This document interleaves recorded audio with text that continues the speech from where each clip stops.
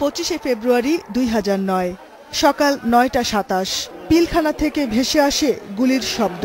প্রথমে বিডিআরের মহড়া মনে করা হলেও পরে জানা যায় বিদ্রোহের খবর।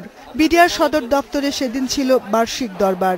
আয়োজন শুরুর পরপরই অস্ত্র হাতে বিদ্রোহ শুরু করেন জওয়ানরা।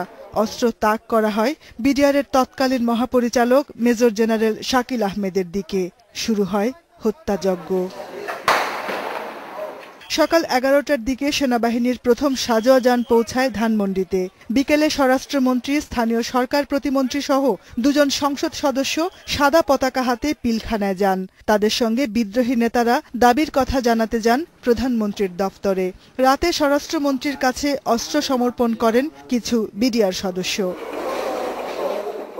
26শে ফেব্রুয়ারি ঘটনার পরদিন রাতে জাতির উদ্দেশ্যে দেয়া ভাষণে বিদ্রোহ থেকে সরে আসার জন্য বিডিআর সদস্য